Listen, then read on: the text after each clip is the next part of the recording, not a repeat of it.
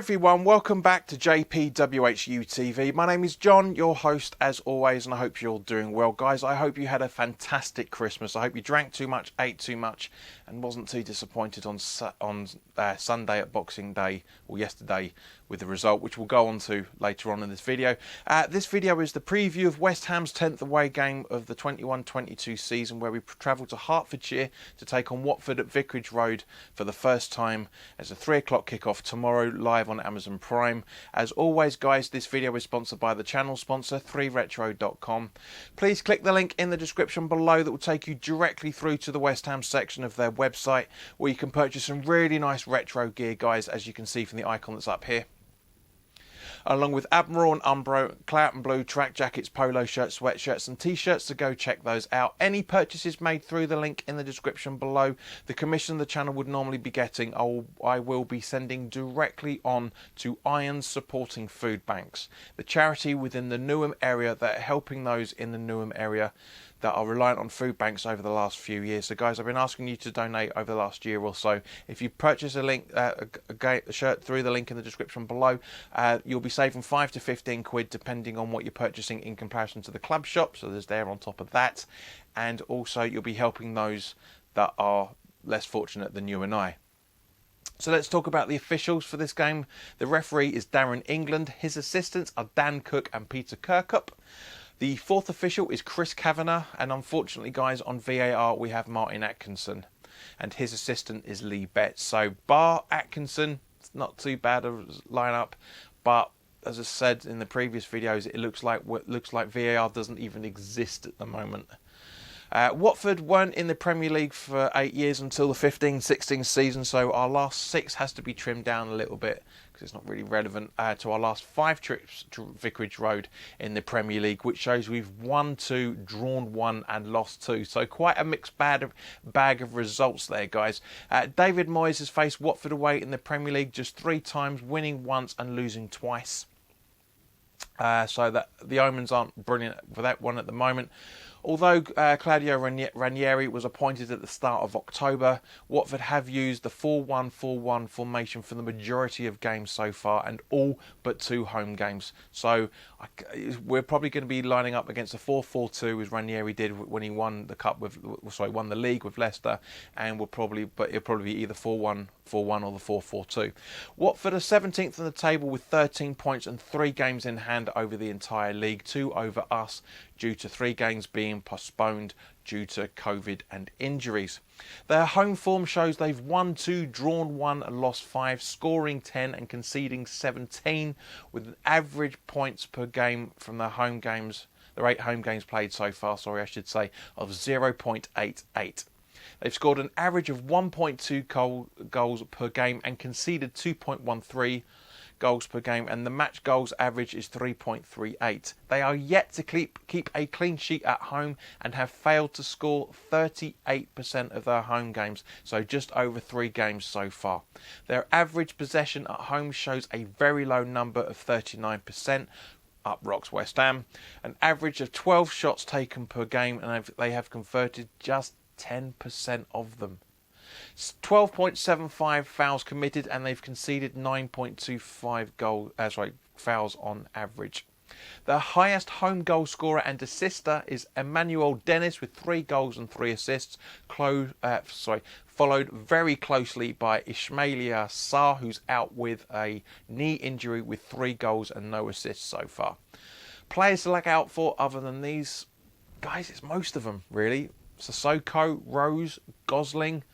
You know, there's former West Ham Academy graduate and Jeremy Ngakia, which we'll talk about in a second. There's Fletcher as well, for that matter, again, former West Ham player.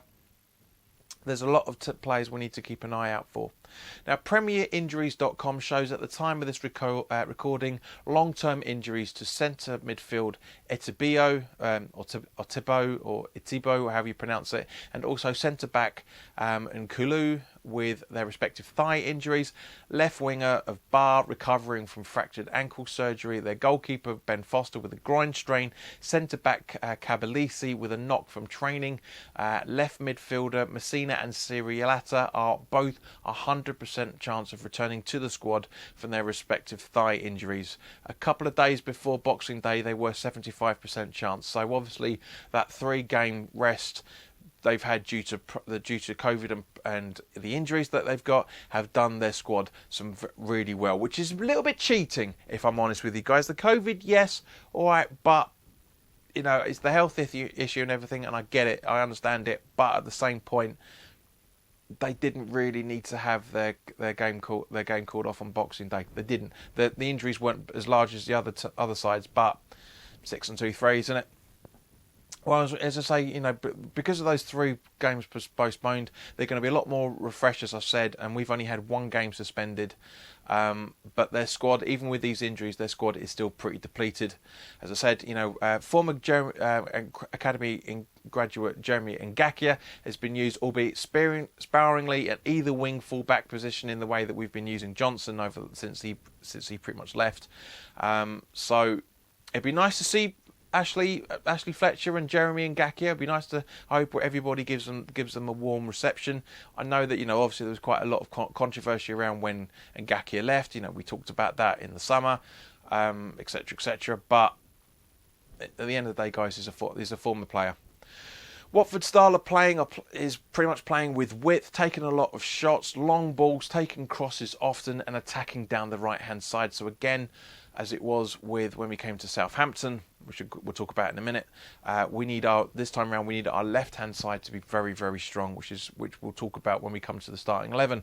They are very good at counter-attacks and coming back from losing positions and creating goal-scoring chances, but are poor at defending set pieces, avoiding making fouls in dangerous areas, and are very poor at defending against through-ball attacks and also skillful players.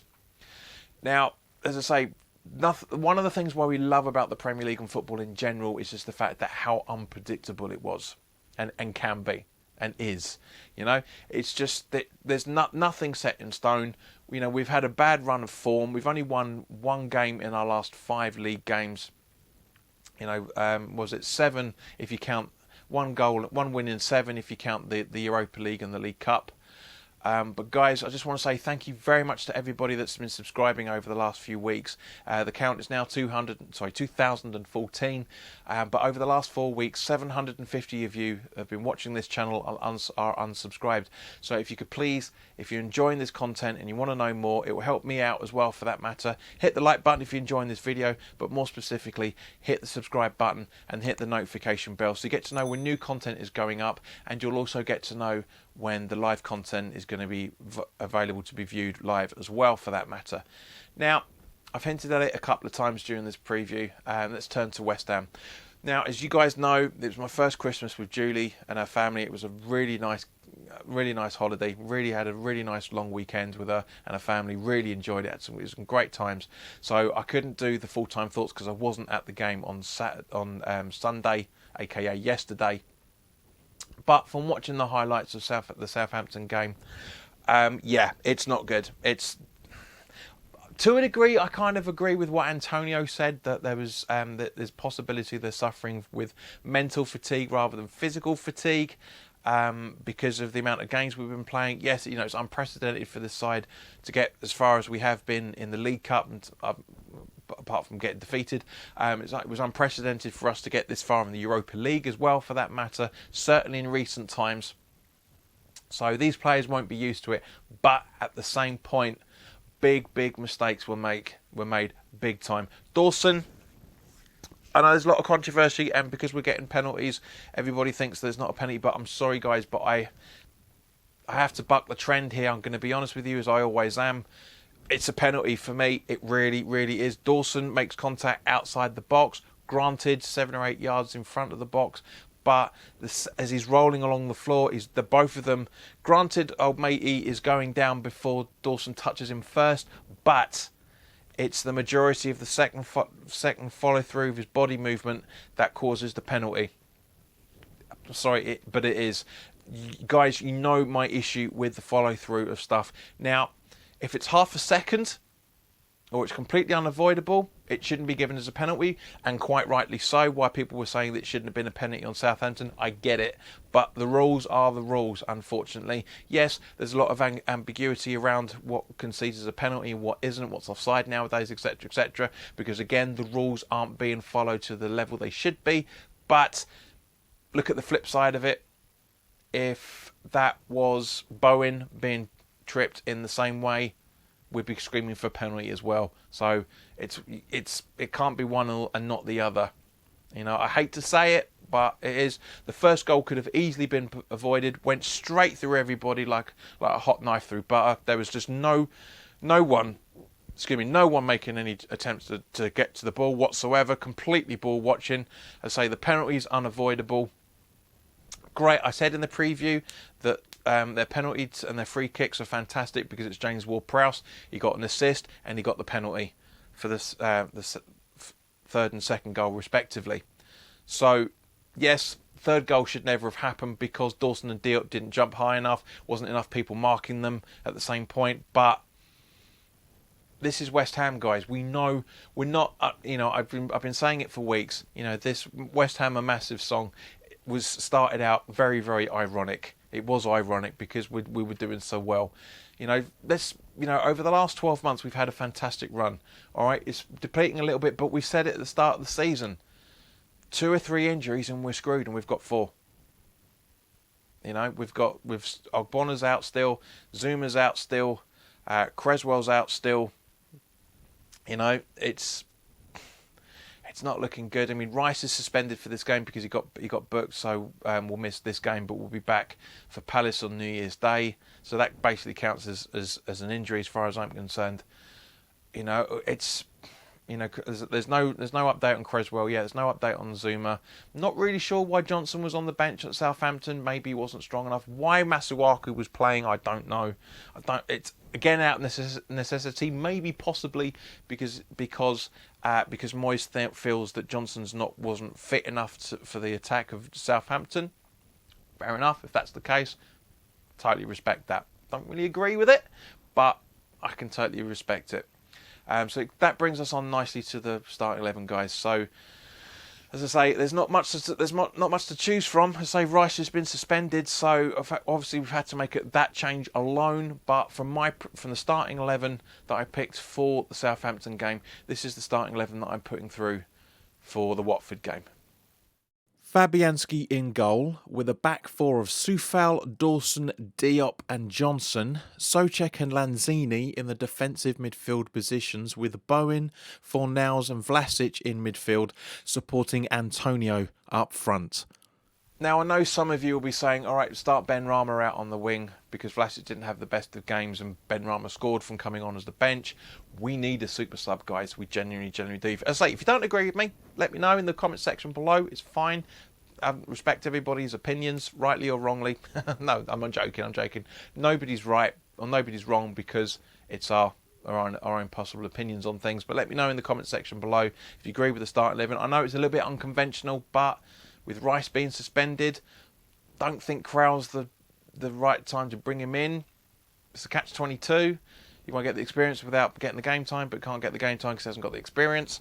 That's why I think Lanzini might not be as fully deep back as I've stated, but I do think he'll be in there in a deeper role, so allowing the rotation between him and Souček to get forward as it is with Rice and Souček.